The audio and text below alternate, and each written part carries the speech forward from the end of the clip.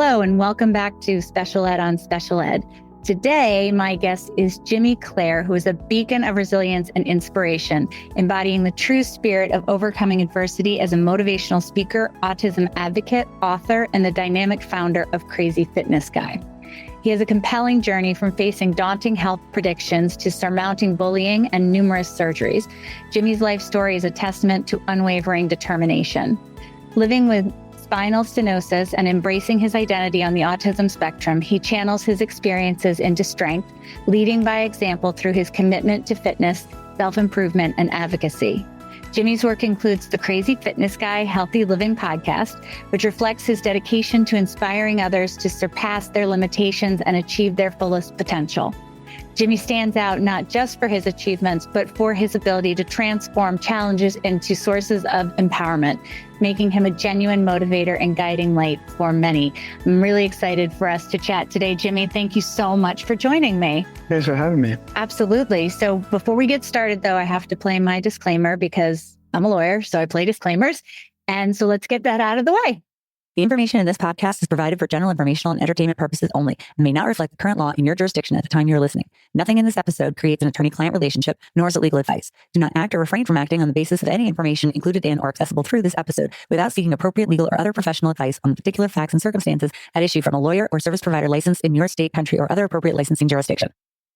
Jimmy, Crazy Fitness Guy, I'm so glad you're here. I am very interested to hear about the fitness component and how that fits in with autism. But I thought we would just start by going through your journey.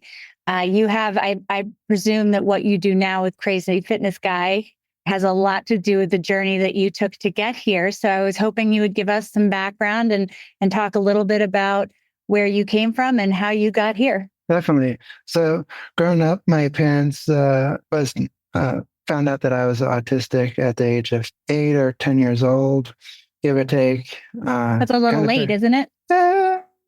You could say that a little bit. Honestly, I didn't get the official diagnosis until when I was like in 3rd grade. Wow. And the reason why was because I was on the cutting edge of autism.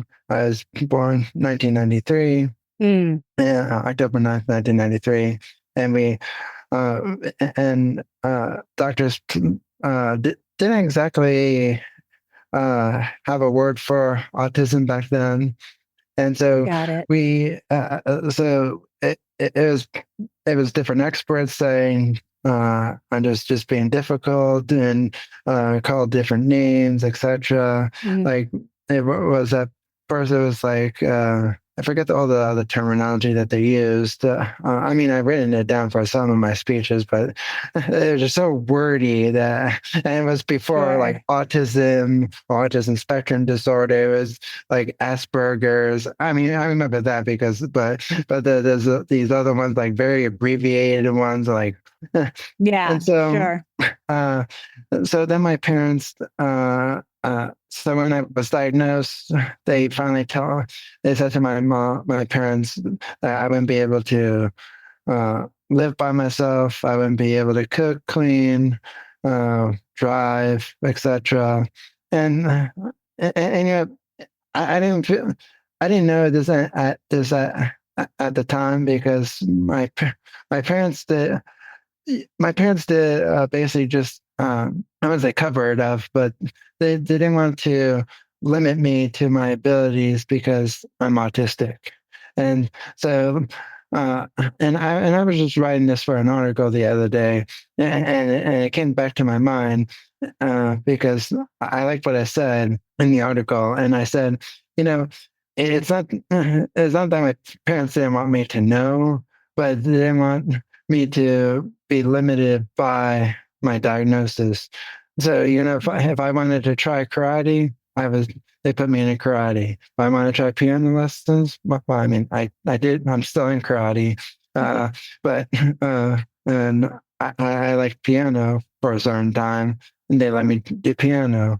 They didn't put limitations on me, as long as it's reasonable. If I say, "Oh, I want to go skydiving tomorrow," then but that might not be on the table. Yeah, that's not on the table.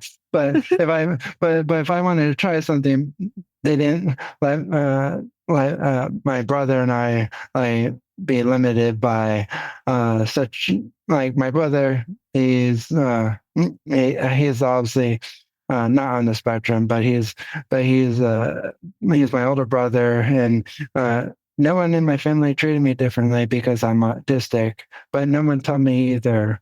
And I found out through when I knew I was a little bit different when I went to my own IEP meeting, and I was like, my stepping stone.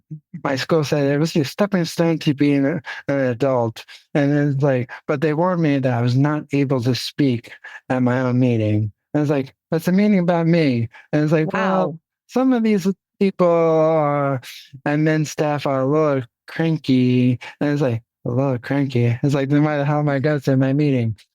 I was like, Yeah. there's a stepping stone. They made me miss art class. It was like, made me miss gym.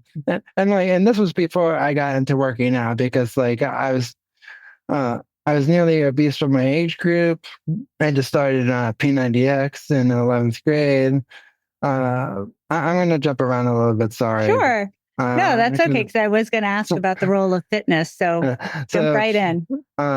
Basically, like I got bullied from around 4th grade all the way to 11th grade in high school.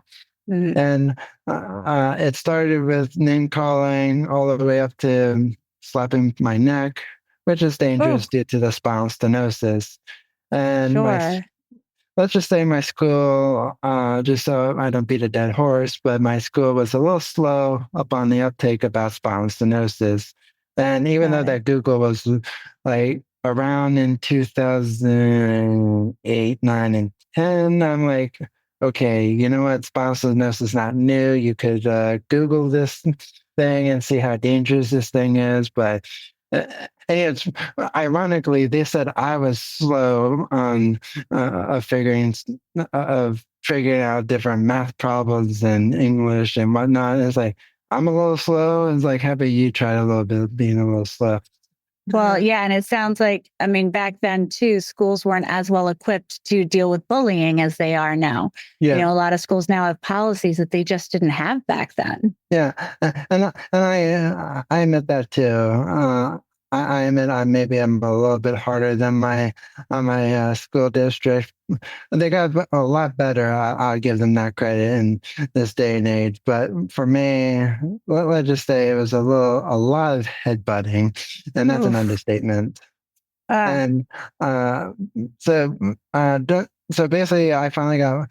I had enough of the bullying. I stood up for myself, and I stood up in my math class because I wanted witnesses. I didn't trust the security cameras in my school because you know how like you see all in the TV shows and movies, the wall of camera feeds, and it's like never saw one of those in my school. And it's like, no, my school, let's just say, I'm not going to name any names, but let's just say, like I felt like my school was a little kind of cheapy on the technology a little bit. They had like the most stupidest smart boards, and they had these first ever laptops by this company. I'm not going to name any names, but let's just say it was cool to work with, but it was like, this is kind of stupid.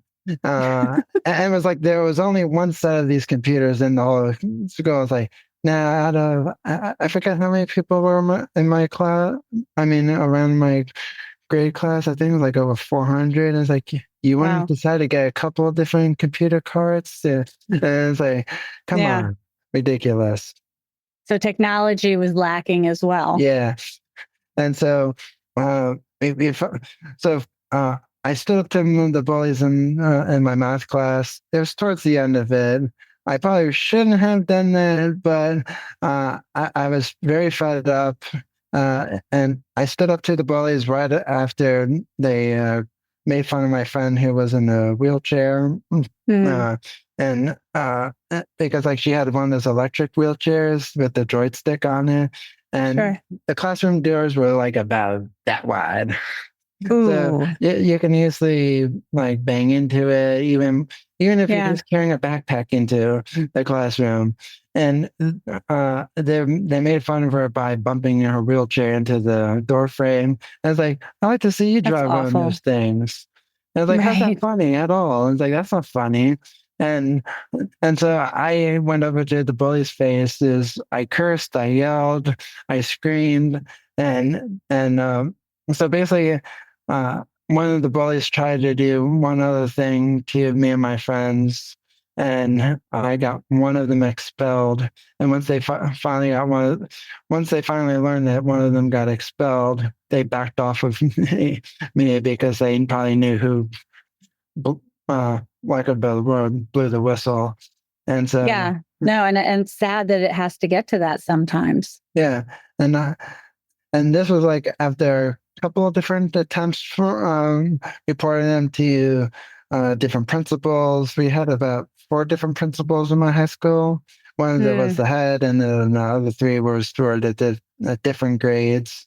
And to be honest, I always went to one of them because I knew he was going to do something about it, something eventually. And I knew the head principal. Well, at the time, the head principal at the time was kind of on his way out, so he wasn't. He was just there to collect another paycheck until the next one come in.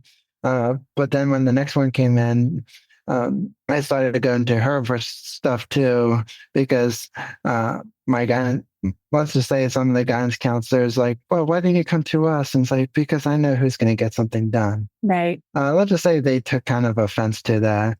And then it's like, she was like, I'm going to tell the principal. I was like, go right ahead, go do it. And this was like close to the end of the school year. So I was like, I was like, you're never going to see me ever again. So I had nothing to lose. I just like, I'm cutting this ribbon right. I'm just cutting this chain off right now. Just saw it off. So did you finish high school after your senior year, or did you stay on for transition services, or was that just not really a thing back then? Oh, it was a thing back then because I finished up in 2012, and I decided to get out of school. I don't know. I got out of there because I just hated school and I needed a break because just between the bullying, just between the butting heads of every little nook and cranny, it's like this is getting very old really quick. So I took a year off of college. I mean, off of high school after high school, and and I forgot to add in the part. I'm so sorry, but I've only said the story about like 180 times, but every single time it's either add more, take away, and so it's all good. Basically, my I lost the weight with P90X, which is a 90-day workout program. So that's where I got the motivation to stand up to the bullies because I lost 30 pounds.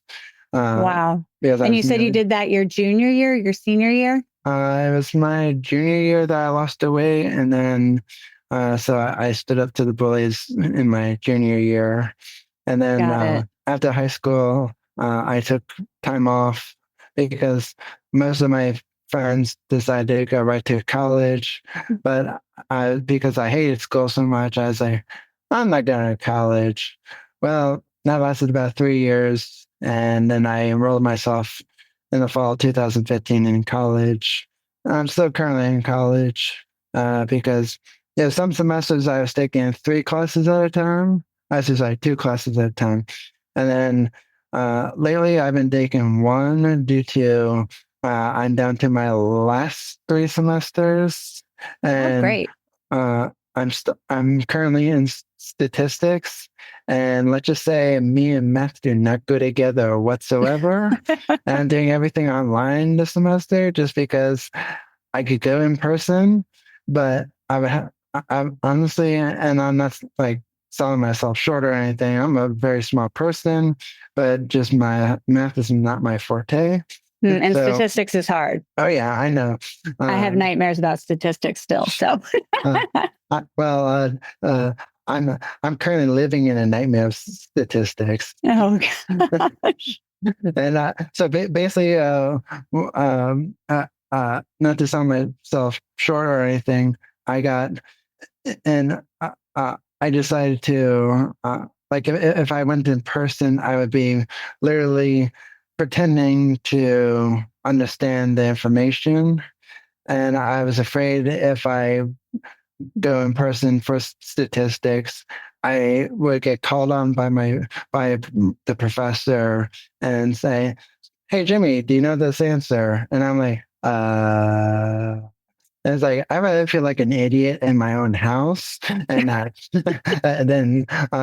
than being called on and feel embarrassed. So because, like, there's some people who maybe catches on faster than me on certain things. So I was like, I don't really want to sit there for an hour and 30 minutes and waste my time. I'd rather go figure this out on my own. So do you feel like for this class in particular, you feel like doing it online leans more into your skill set and your learning style? Yeah, because it's all pre-recorded videos, and so I can rewind, come back, and even if I'm not understanding it, I'm also have my parents to help me, but then I'm also tutoring with my friend online. So, and he's like really, really smart at math. He's kind of like a know-it-all sometimes, and I was like, and he's like, sometimes he calculates stuff in his head really, and it's like, well, what answers did you get? It's like, well, I got this answer, and then when I add it up with my calculator, it's like, well, I got this answer. Who's right? Who's wrong? And he's like, well, I know I'm correct. And it's like, oh, okay. Well, it's good to have resources like that. So you did the PX90, that's what it's called, right? P90X. At P90X, sorry. And obviously I did not do that. So what is that when fitness started to become a large part of your life? Or did you just do that and you went back to fitness later? No, that became part of my life a lot because being on the autism spectrum, I got into a lot of autism meltdowns. And I used to refer to autism meltdowns as like an atomic bomb, but it's not instant. So I kind of changed it from the atomic bomb to a hurricane because, and the reason why I like the hurricane kind of is it's like category 1 all the way to category 5. And mine always lands somewhere on 4 or 5 really quickly. And so, and at the time when I was having all these autism meltdowns and I was going through the bullying, I was seeing a therapist. She was prescribing me medication to deal with my emotions, and I hated it because one of the side effects was weight gain, and I'm sure it also didn't help because I didn't have the best nutrition coming into me.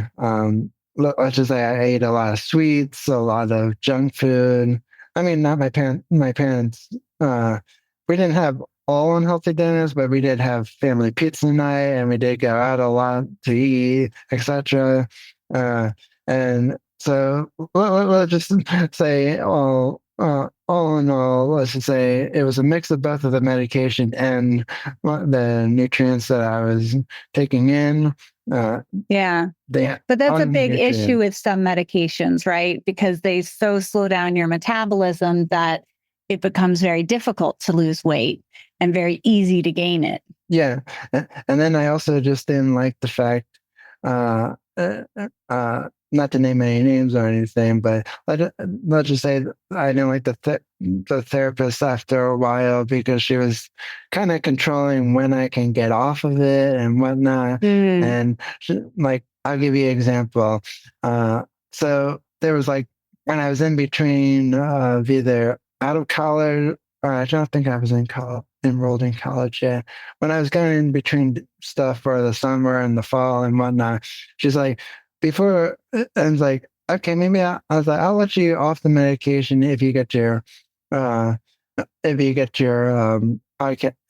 you get a part-time job at the shore, and and I was like, you will let me go off the medication. It's like, well, what if I'm off the medication? That's an odd thing, right? Get a Yeah. job and we'll take you off meds. How are Yeah. those two things related? Well, she was she was kind of giving me like, do this and I'll reward you with this. And I was like, well, am I a dog? and we just didn't see Sure. eye to eye anymore, etc. So I kind of just stopped seeing her. I mean, I went to see a different therapist later on. Sure.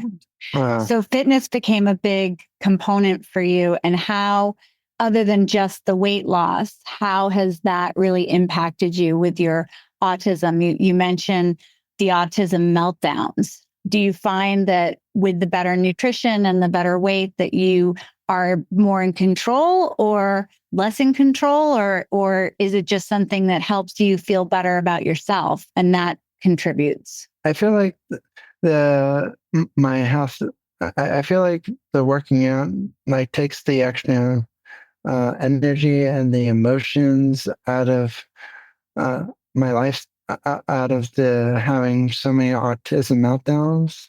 And I mean, don't get me wrong. There's sometimes I still have one here and there, but it's not like a permanent fix. But it's a lot, way less. Like, for instance, during elementary school and everything, when I was having a lot of meltdowns in middle school, a little bit into high school until like 11th grade, etc. Like my pretty much I had like maybe multiple times during each week. Now it's like once in a blue moon. Oh, that's wonderful. And so, like I said, that's why, and like anything somebody said to me in school, I could have triggered it and literally called, say, Category 5 hurricane. And now it's like when it happens once in a blue moon, nothing is wrecked. It just like just emotions, words is said, not on purpose, but something literally triggered it. But it's like a build-up of emotions, and not just right. There's something totally random that like something just triggered me off the wall, etc. So getting all that, as you said, extra energy out, does that allow you then to better manage those situations? Because I would imagine that your emotions themselves don't necessarily change, but perhaps your ability to manage them. Definitely, because I know, let's just say back when growing up, I didn't have a filter, so to speak. So I just like said out everything off the cuff. Sure. And so now when I talk to others, I make sure it's like I'm listening. I'm not just reacting. I'm also, and obviously, there's just sometimes where it might happen here and there, but it's better managed versus than what it definitely used to be. Because, like, let me give you a quick example. Like let's just say, for instance, I'm not going to say what I got on my last quiz. I wasn't very happy with it, but because math is not my forte and everything, I said, it's okay. You know, when I took my first nutrition class in college, same thing happened to me. And I still pull out with an A. Now I'm not looking for an A. I'm just looking to pass statistics. But also, like when I was taking algebra 1 and 2, I didn't do very well on the first quiz either. So I was like, okay, you know what? There's still time. But years ago when I got like a bad grade, I flipped out. This time I was like, okay, I got a bad grade. Okay, what can I do to change this? That's amazing. And I know for a lot of students that holding it together during the day takes so much energy, say at school, for things just like what you said, whether it's the bullying or getting a bad grade or something not going the way that you want, that it's so difficult to maintain themselves that when they get home, they fall apart. And without somewhere, as you said, for all that energy to go, it eventually bleeds into the school day. And as you said, it could happen right in the middle of class or wherever, to have that meltdown.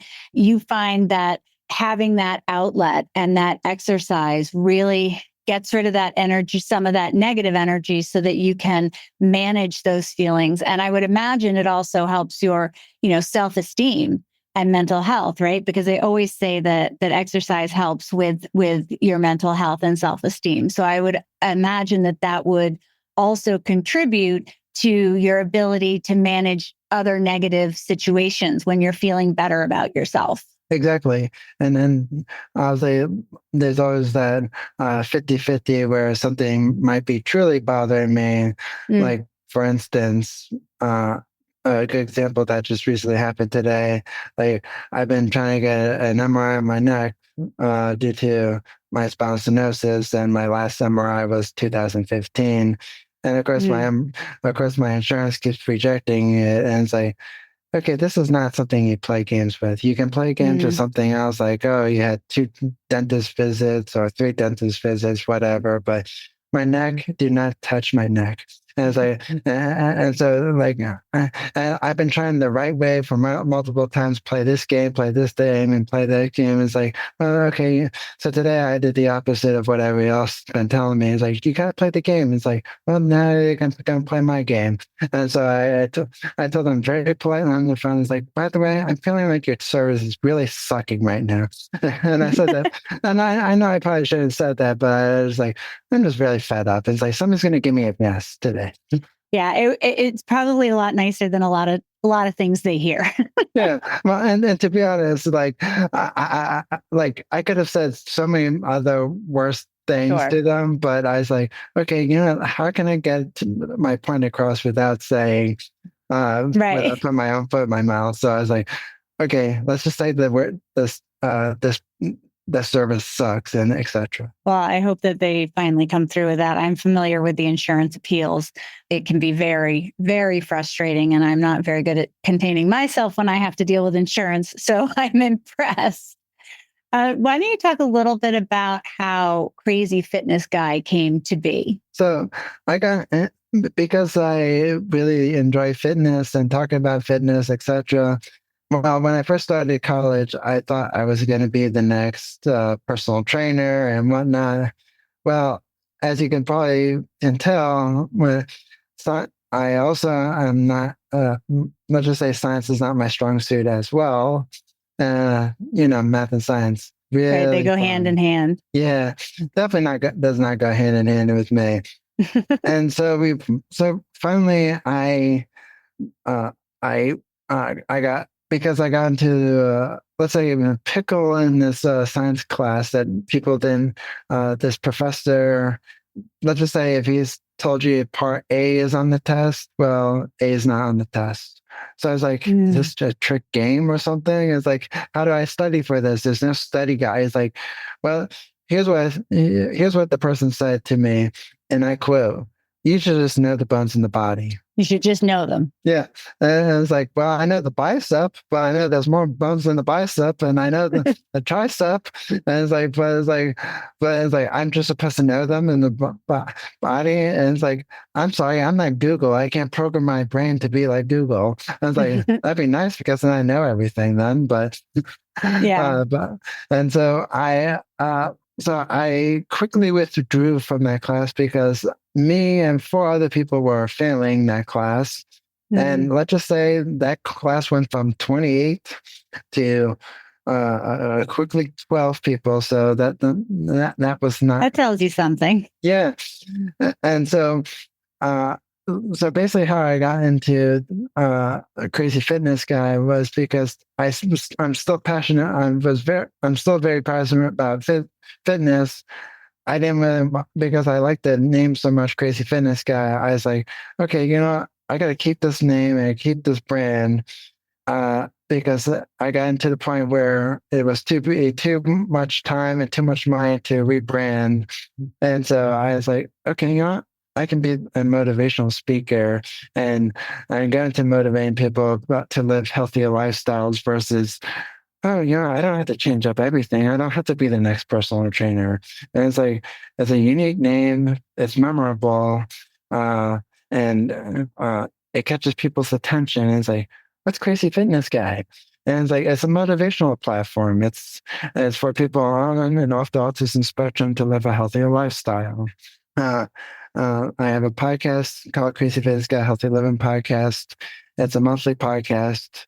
And you probably wonder, it's like, how can you have a monthly podcast? Everybody does it weekly. And it's like, well, monthly works too. And it's like, there's not a secret to podcasting. I trust me, I debated with myself, but I was like, you know what? I'm only one person.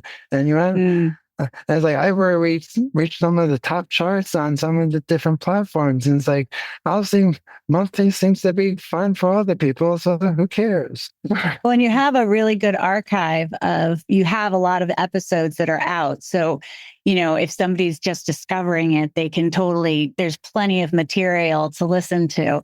I know I only publish every other week usually because, for the same reason, weekly is just not in my repertoire. Exactly. It's like we all have the same hours a days, but I was like, I'm still in school. I'm still.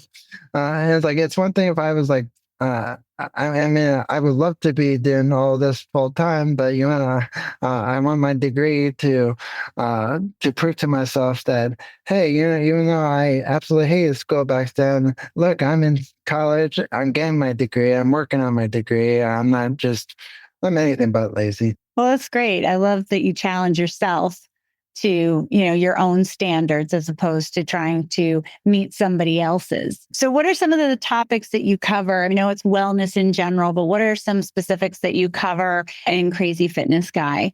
And is it specifically directed towards people in the autism community? I cover a lot of different topics. So even though that my target audience is in the autism community, it's literally for anybody with extra challenges. It could be from autism spectrum, on the autism spectrum, or cerebral palsy, or just anything in general. And and the reason I cater to both, but specifically saying for one, is because when I was doing research about podcasting, I saw that there were some podcasts out there that talks about autism, but then some of them have dropped off and stopped creating episodes. So I was like, this is a very good niche. That I says like, let me get into this, let me tailor it, and so I make sure that people from all walks of life can still be a part of the platform of Crazy Fitness Guy. So I cover autism, I cover fitness, lifestyle, nutrition, self-help, self-care, anything healthy living. The only thing I do not talk about is sex, religion, money, and politics, because those are very controversial. Because if I start doing this, I might as well just shoot myself in the foot before my career even takes off. Which is not usually your goal as a podcaster, right? And so what I tell anybody, if somebody tries to go on a political rant, and it's like, at the end of the day, let's just say we all hate everybody, all of our leaders, and because that way no one knows who I like, because I don't like any of them, to be honest. I don't think you're alone. I do not think you're alone. What are your goals for Crazy Fitness Guy? I know that you cover anything related to wellness and, not just autism, but disability in general. Do you have a goal of where you want to go with it, or are you just going to continue with it as the topics come up that people want to hear about? Well, I have many goals. But to name you, I'd say the top 4 goals, just because I like an even number. Sure. I like to. I want to be like one of the top 1% podcasters in the world, and awesome. Yeah, I don't aim low, and I'm not cocky. It's just that I'm that confident in myself and my brand and my motivation and my persistence to get there. I love it. My second goal is to be able to speak on stages all around the world. Big events, sold out events, football stadiums, etc. My third goal, I want to be featured on a cover of a magazine.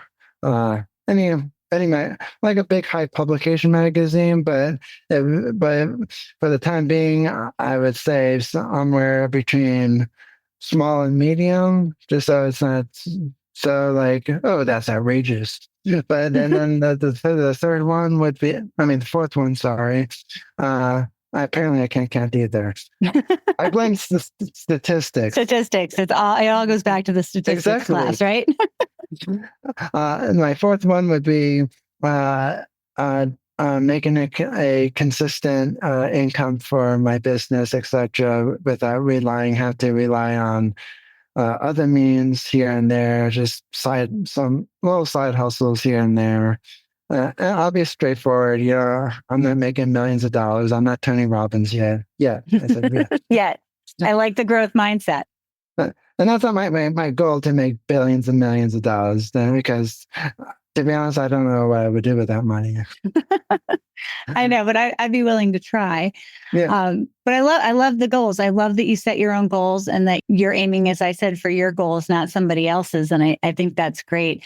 And I think you're right. This is a really niche area that needs to be addressed. I think the wellness and health as it pertains to, say, autism or other disabilities may be different than how it pertains to somebody without those disabilities. Because while, we can say generally everybody benefits from exercise or from wellness habits or good nutrition, I think even just the example you gave of the medication being a component that was difficult, that there are other difficulties or the ability to manage yourself behaviorally because you are able to get rid of that extra exercise, that I think that those components really need to be discussed so that students or kids and adults as well don't feel so alone and stuck in those areas. Exactly.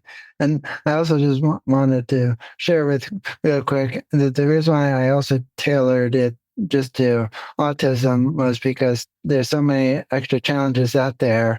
And so it's like, well, if I list them all, that's going to be one long description that will not fit anywhere in the podcasting platform. So that's why I did that. And also, I just wanted to point out, I don't know if you also use video and whatnot for your podcast, but I'm also been featured in a billboard in New York City Times Square, and I also been featured on Ticker News and also The Mighty and the Autism Parody magazine. Not on the cover yet, but we're working towards it. Yeah. That's a goal. Well, that's great. And I'm going to have all that information in my show notes. So anybody who's on the go right now, if you want to come back and find Jimmy and what we're talking about, we will have links to all of those components where he's featured, as well as to Crazy Fitness Guy's website. And like I said, there's a lot of content, and I think it's all about wellness, and it's geared towards the autism disability community. Although, as you said, it could apply to anybody. It doesn't have to be. Sort of like my audience is really typically parents, but I've heard that teachers and administrators are sometimes listening in as well. So not just for any one group. But I really appreciate you coming on and talking to me, Jimmy, because I think that this is very motivational. And I think that you do have a good story and a lot to share and to motivate people to look into their wellness and to make that part of their routine and part of their toolkit, really. Yeah. Thank you for having me. Thank you so much for joining me today. Please don't forget to follow this podcast so you don't miss any new episodes, and leave a review when you have a chance. If there's anything you want to hear about or comment on, please go to my Facebook page, Special Ed on Special Ed, and find me there. I'll see you next time here on Special Ed on Special Ed. Have a fabulous day. The views expressed in this episode are those of the speakers at the time of the recording and do not necessarily reflect the official policy or position of any other agency, organization, employer, or company, or even that individual today.